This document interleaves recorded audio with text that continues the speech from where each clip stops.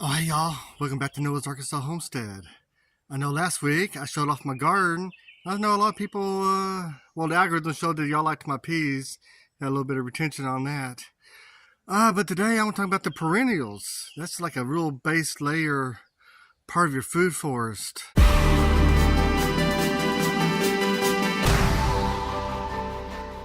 I'm going off the grid.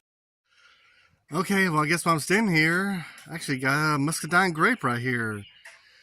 Let's look at it. Yeah, it's climbing pretty good.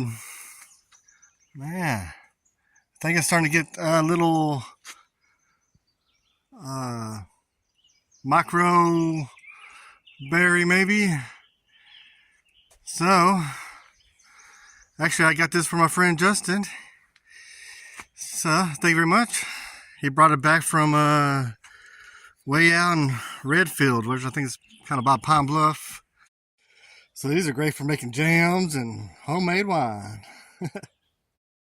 All right, got a nice big patch of my blackberries.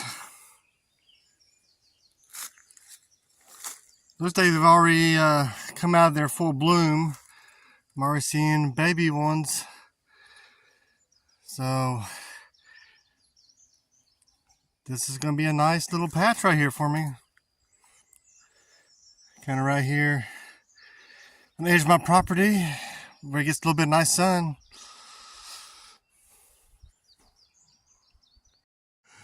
Oh yeah, and these are going to be great for my bees. They're just right down here. Man, yeah, I can't wait to eat some of these.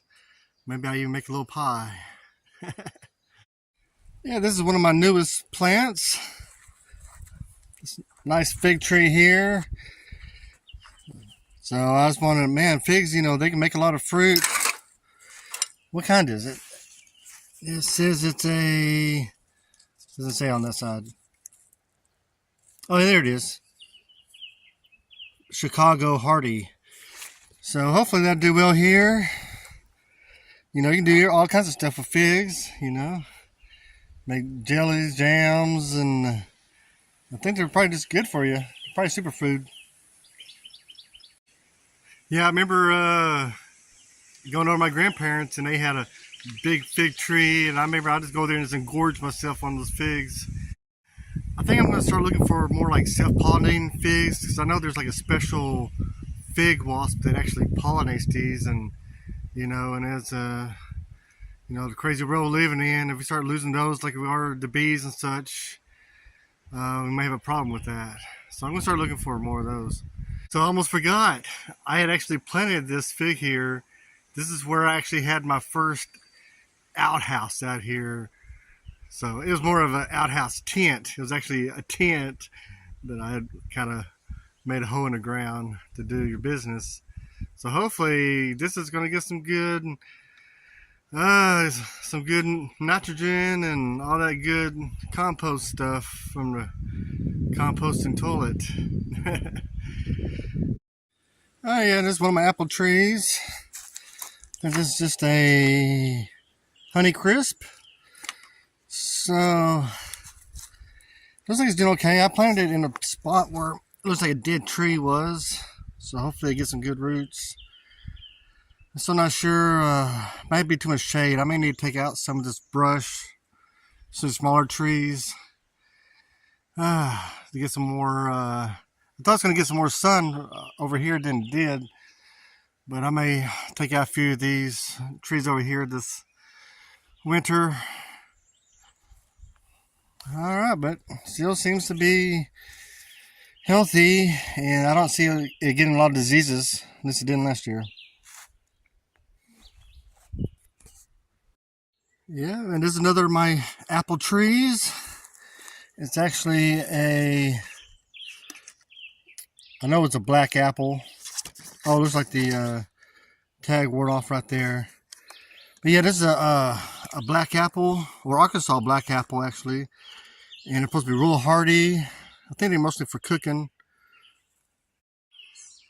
Yeah, and I think one of the big things people like about these super hardy apples is that they can kind of get you all the way through the winter time, so they can still be good by the following, spring, so they're not so quick to, turn on you. Yeah, here's a little peach tree I planted last year. What's the name of it? J.H. Hale Peach. Not exactly sure what kind of variety that is, but seems to be doing good. I transplanted it last year for somewhere else, and it didn't look so good, and looks like the top died in the winter time, but looks like it's coming back good. Well, I guess I'll give a little update on these blueberries, because I'd actually showed this in my other video. Yeah, these were just, I guess they're native, they were just here. Man, look at all these. These are going to be nice. They're not quite as big as the ones you get from, the big box store, but they're good. And right here, also got a plum tree. What kind of plum is that? It is medley, not quite sure.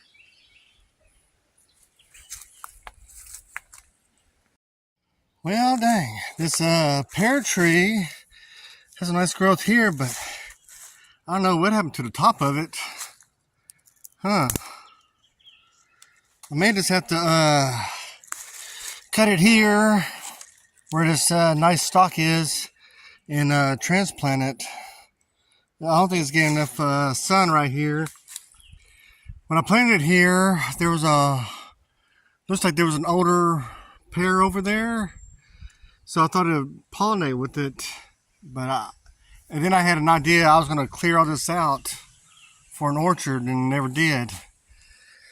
So I'm just gonna have to move it, I think. Yeah, this isn't too far away from the pear, but this is a yellow delicious, and it's kind of along the same grouping I had. I was gonna cut out this low area here for the orchard. I already had a few already die on me. That one's gone. That one's gone. And I had another one over there. So, yeah, I think I'm just going to move them to a better area. Yeah, I kind of planned these when I first came out here. And so, I guess live and learn. I know how to get these in an actual sunny area. All right, I think I finally got this pecan established.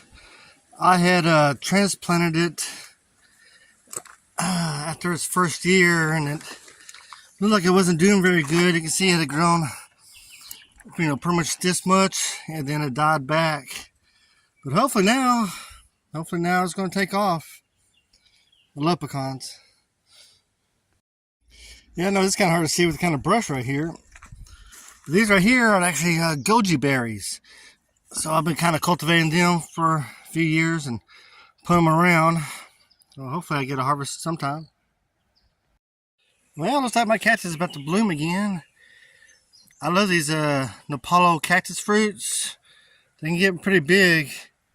And yeah, they're nice. I like making a sports drink with them. You add like one fruit, a little bit of sugar, and I shake it up, and I like it. Probably has all kinds of electrolytes and stuff in it. Yeah, this cactus is just a little bit more healthier. Look how fat those branches are. I think you can actually just eat these if you're really hungry. Well, I almost forgot about this pine tree back here. That's actually not a regular pine tree we have around here, like I have all these other ones. That's actually a pine nut tree that gets hundreds of feet tall, and I don't even think they start producing until they're like 100 years old. So I'll probably be long gone by the time this one's doing its thing. So I call this part of the area of my property the Black Walnut Grove. I got a bunch of black walnuts. One right here, one over there, nice big one over there, baby one here, and there was a huge one over there. Yeah. So yeah, I know black walnuts are acquired flavor. I just have to throw it in here. I enjoy having these black walnuts, and I've harvested them a few times. I had a real good year. One time I made a video on it, and I was doing all kinds of crazy stuff, trying to crush them, run them over, and stomping on it, and it turned my foot black, and all kinds of crazy stuff. Get your black walnuts. Get your black walnuts here. Black walnuts. Black walnuts. Alright, y'all. Thanks for watching. Please like and subscribe if you haven't already. Helps more than you know. Alright. Bye.